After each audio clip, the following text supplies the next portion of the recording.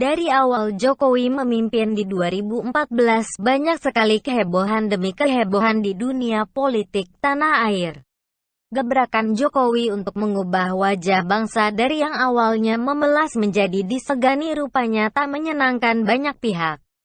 Apalagi idealismenya yang ingin memeratakan kemajuan dan akhirnya memiskinkan para elit koruptor yang terbiasa memonopoli kekayaan. Jokowi memang berbeda dari para presiden terdahulu. Nyalinya sungguh berani, tapi tetap bisa memegang kendali perpolitikan dengan ciamik. Semua yang dilakukan sangat berhati-hati dan penuh perhitungan. Bukan hanya eks-Orba dan keluarga mangkrak yang dibuat terjepit secara tak sadar olehnya, bahkan politikus senior sekelas mantan wapres pun bisa masuk permainannya. Tapi kembali lagi karena niat tulus Jokowi semata-mata atas dasar kecintaan pada tanah air, maka alam pun merestui dan memenangkannya di atas lawan politik. Saya sempat membaca sebuah tulisan yang intinya pada saat Jokowi menggandeng JK sebagai capres, ada kesepakatan yang harus dipenuhi JK. Jokowi menawarkan posisi capres. Tapi perusahaan JK tak boleh ikut andil dalam satupun proyek yang dicanangkan pemerintah selama 5 tahun mendatang.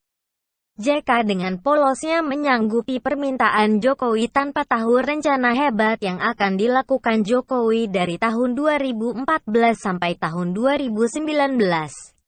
Padahal waktu itu Jokowi sangat gencar membangun proyek-proyek infrastruktur.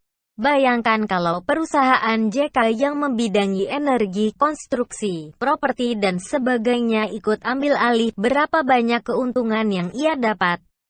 Sayangnya Jokowi sudah dari awal mengunci pergerakan JK. Kucuran proyek yang sempat ia nikmati di masa periode pertama SBY, kini tak bisa ia rasakan di masa kepemimpinan Wong Solo. JK memang jadi wapres, tapi ia seperti penonton saja. Baru saat Anies jadi gubernur ia mulai berbisa ikut proyek Formula E, tapi itu pun tak bisa menyelamatkan usahanya yang mulai failet. Kini Bukopin tersandung masalah dan utang menggunung. Padahal perusahaan JK tersebar di berbagai sektor. Inilah yang kemungkinan mendorongnya menggait Rizik agar bisa melobi proyek lagi. Atau bahkan menaikkan Anies sehingga perusahaannya bisa kembali berjaya seperti era SBY dulu. Dan kita semua tahu kalau Anies memang tipe manusia yang lebih pro ke elit atau pejabat yang mendukungnya ketimbang Wong Cilik. Saat APBD DKI hendak dirampok DPRD, Anies tak berani bersuara sedikit pun seperti Ahok dulu. Padahal bansos DKI banyak yang salah sasaran dan tak sesuai ekspektasi. Anies berani memotong gaji dan tunjangan ASN. Tapi tidak berani memotong TGUPP yang gaji dan tunjangannya begitu fantastis. Tak terbayang kalau Anies naik jadi capres lewat tangan Rizik dan FPI.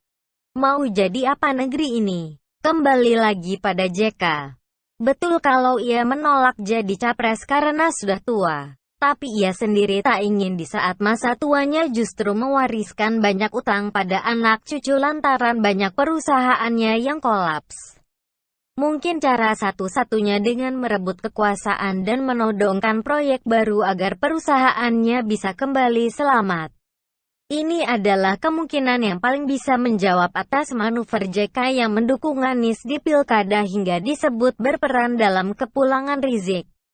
Semoga saja para elit negeri masih memiliki hati pada banyak rakyat yang susah karena pandemi. Teruntuk mantan penguasa.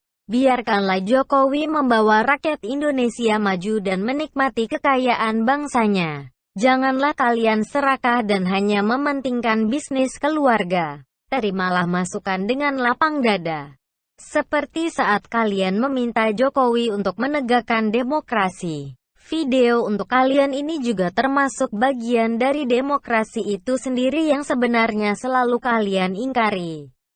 Tetapi ada saatnya semua kembali ke alam. Kalau sudah waktunya akan saatnya rakyat jelata jadi raja di negeri sendiri. Sedang para elit korup akan membayar keserakahan mereka selama ini. Belajar dari sejarah ini bukankah Soeharto bisa jadi contoh nyata? Saat ia tak lagi berkuasa, bahkan anak cucunya harus menanggung stempel turunan eks-pemimpin terkorup.